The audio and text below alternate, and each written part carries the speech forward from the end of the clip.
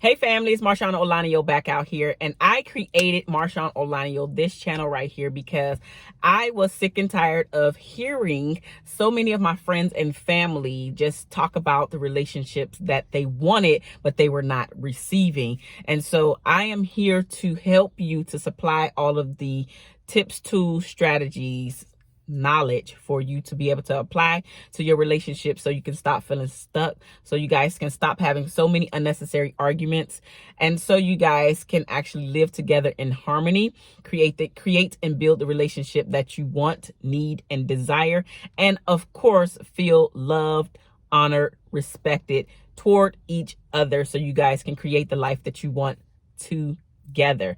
I am also on a mission to decrease the divorce rate while simultaneously increasing the marriage rate, because I personally have been through a divorce and it is no fun. And now that I'm over that hump, I'm here to just help you guys never to experience it, or if you have experienced it, to know that you can move your life forward and create the relationship that you want. So today I'm actually here to talk to you about the seven communication things that you need to avoid. These 7 communication traps that you need to avoid, because it can kill, it can destroy, it can ruin your entire relationship. But before I jump into that, Father's Day is coming, ladies and gentlemen. Yes, Father's Day is coming, and I wanted to come to you. And if you have not watched any of my videos in a little while, you know that, or you don't know, I have created this book called 50 Reasons I Fell in Love with You. This book is very important to me. It's near and dear to my heart, because I actually created this book because I went online trying to find a book similar to this to give to my husband. And the books that I ordered, they did not meet my expectations. It also did not speak to the relationship that me and my husband have. So I created this book. It's a fill in the blank book. So I have very simple statements along with the number on either side. Just very simple statements. There are 50 different statements in the book. And so after you have, that's the last page. And after you have completed the book, then you will have created something very personal for your husband, your partner, your boyfriend, the love of your life. And I know that my husband is totally going to love this, because he definitely loves personalized gifts. So I too have purchased this, I too have created this book so I could give it to my actual husband. So I will eventually sit down and fill out the blank pages myself so he can get this on Father's Day. That is how much I actually am in love with the book. And others have already shared on there. I actually have several reviews right now, and you can go ahead on Amazon and look to see what people are saying about the book, but they love the book. So with that being said, if you do want to purchase the book, there is an affiliate link. Just as a disclaimer, it's an affiliate link down in the description box below. I want to keep the videos here free of ads. So if you do plan on purchasing the book, if you can use the affiliate link, you will help your girl out by sending me a couple dollars my way. Thank you so much in advance. And thank you to the people who've already purchased using that link. So thank you so much. Now, the 7 communication traps that you need to avoid. Again, they will ruin, destroy, tear down your relationship if you do not avoid these things. The very first thing is criticizing your partners, your spouses, loved ones, and then by making angry demands. You know all about this. You get pissed off. You start to bring up the mother-in-law. Let's just go there, because that happens a lot. You start to bring up the mother-in-law about how she needs to mind her business. She's always in your business. And then you give the blow. You give the angry demand. If you don't tell your mama to stay out of our business, then we're not going to have sex no more. I don't know, whatever your demand is. The point is, you start to criticize what the person is doing, the family member, in this case, the mama. And then you bring up the angry demand, which is, we not going to have sex if you don't get this handled. Using sex as a weapon, which is a no-no, ladies. Most of the time, ladies do this. Some gentlemen do it too, but most of the time, this is a woman thing. We use our vagina as weapons, and that is no fun in the relationship. It's no fun for the person that is trying to be intimate with you, and you're like, no, all because you're pissed off. That's a different video, but just know, avoid this relationship destroyer. Avoid this communication trap. The second thing, ladies, most of the time y'all do this. Don't think I'm beating up on y'all, but I want you to be aware of the things that you're doing so you can stop doing them, so you can have a better relationship. So now the second thing is that you're trying to have all night discussions. You've had an issue. He didn't do whatever. And let's go, for instance, he left the house and didn't tell you, or he decided to change plans in the middle of it and did not inform you that he was going to stay out with the guys longer than he told you that he was going to do. All of a sudden, he comes home, or the very next night, now you've gotten out your frustration. Now you want to have this long, drawn out talk, which I'm not saying that the talking is bad, but you don't need to have all night discussions. Nobody's listening after a long time. And you're probably starting to talk in circles, and you probably have not written down the things that you really want to discuss. And so now you're bringing up all this other junk, all of these old things that happen because you're ticked off about the thing that he has now done to you now. Cut the all night discussions out. Have a talk. Talk about this difficult conversation. Yes. But not all night. Put a time limit on it, because I'm telling you, after a certain period of time, your spouse, your partner is no longer listening to you. Only thing they hear is wah, wah, wah, wah, wah, wah, wah, wah. And they're waiting for you to shut up. Don't do that to yourself. Don't do it to your spouse. Think about the thing that you actually want to say. Write it down, and then talk about those things, those items on your list. So you're not having all night discussions, but you're actually talking about and voicing what you need to voice. Number 3, needing to be right all the time. Nobody, listen. Nobody is right all the time. Nobody. And it's very unattractive when you come off as a person who needs to be right about everything. You come off very unattractive. You actually come off as a person that has low self-esteem. You also come off as a person that needs everybody to know that they're the smartest person in the room. It's no longer sexy when you do that. You do not need to be right about everything, because nobody is right about everything. Nobody has the answers to every single issue, problem. None of us do. So don't set yourself up as a person that is right about everything, because that can be a total turn off. Total turn off. Again, communication traps to avoid. Don't be a know-it-all. Don't need to be right about everything, because you're not. The fourth thing, power struggles. I'm not going to go too deep into this, because I'm actually going to have the video on Sunday. We'll be talking about power struggles. So I'm not going to go too deep into it today, but just know that that is a communication trap that you need to avoid. The next one, holding grudges. Number 5, you're holding grudges. You're holding on to something that he did to you or she did to you years ago. And guess what? You still bring that thing up as soon as you get pissed off. You still bring that very thing up. Again, not sexy. It doesn't bring you two emotionally close together. It actually separates you two.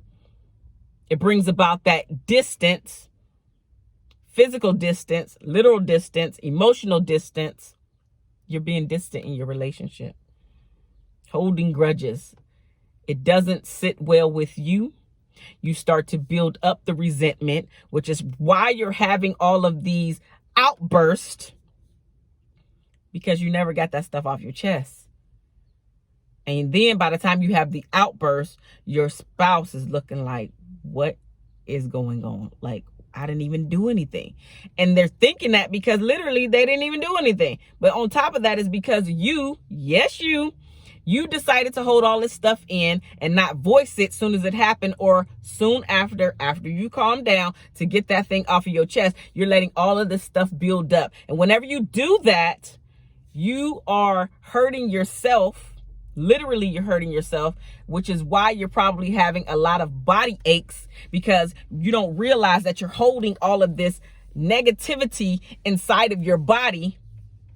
And which is why also when you decide to spew all of those outbursts out, that you actually have a little bit of relief. Why do that when you can just have relief by just getting it off your chest after you calm down?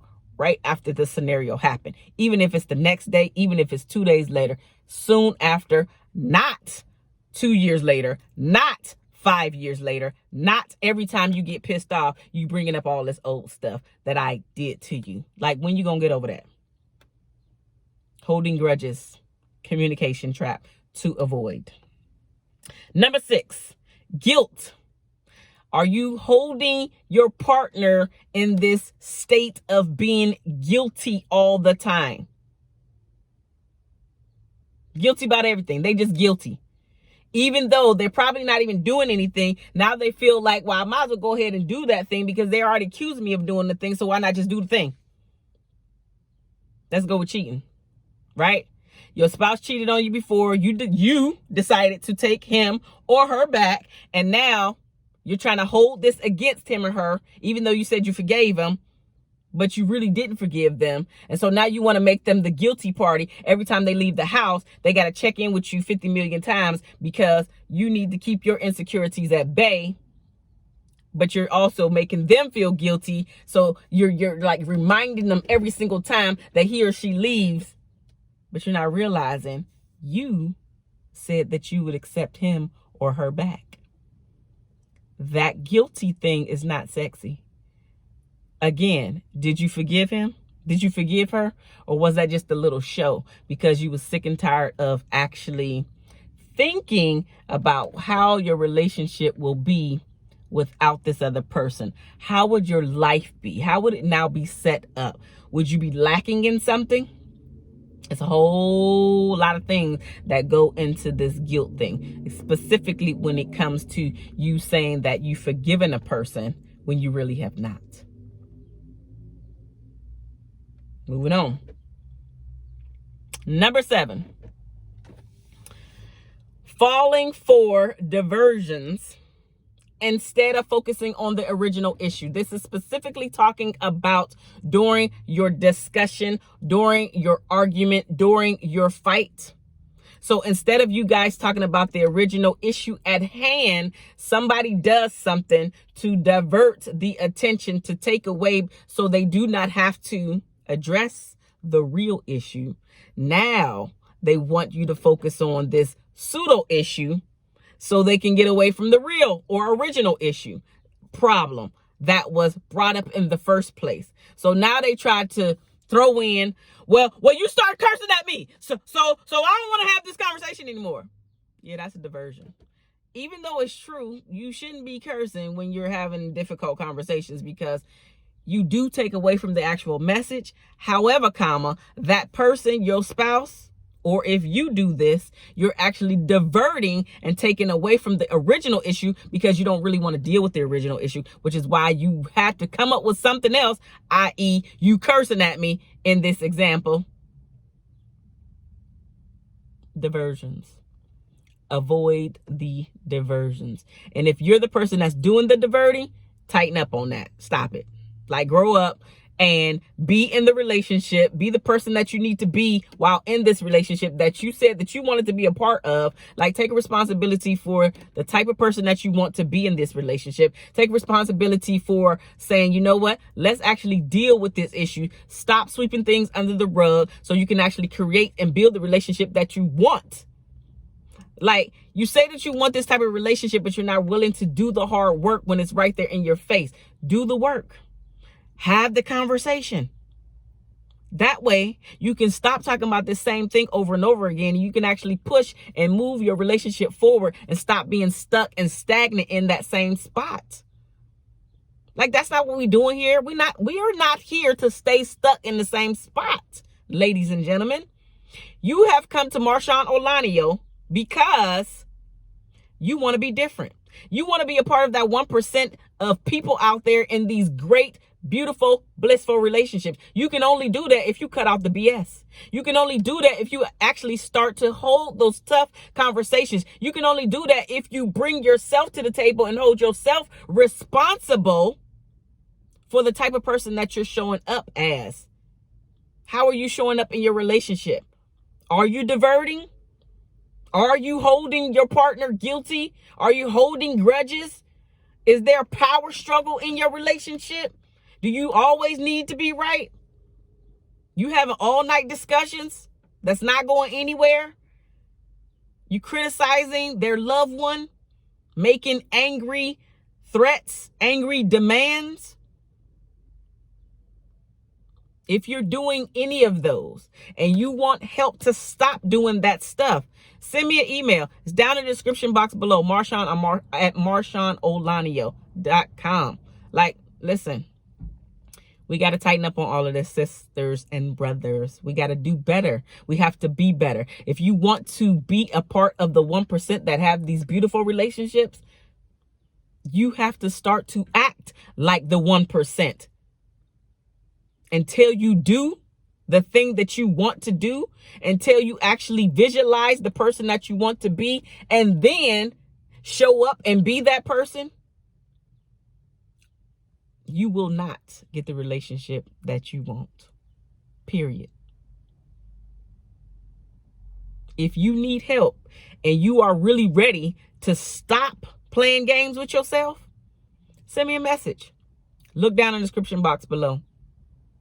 I love you guys. I want to make you better. I want you to hold yourself accountable for how you're showing up. Do better, be better, so you can create a better relationship. One where your friends and your family is asking you, how did you do that? That's when you know you're doing something. How did you do that? People want to know, because people want to experience blissful relationships just like you do. But you have to be willing to step out of the person that you are currently being and do some of the difficult things that I talk about on my channel. And a lot of it has to do with you letting your ego go, opening up and being vulnerable, and having the conversations that you keep sweeping under the rug. I love you guys. I want you to be better. I want you to send me an email and say, you know what? I've been following you for a minute. I actually been taking your advice, and my relationship has been turning around 100-fold. I no longer look at my spouse the way that I did. I no longer have this anger and animosity toward my spouse, toward my partner. I love my relationship. Thank you. Those are the type of emails that I would love to read. And if you want to get there, I can help you get there.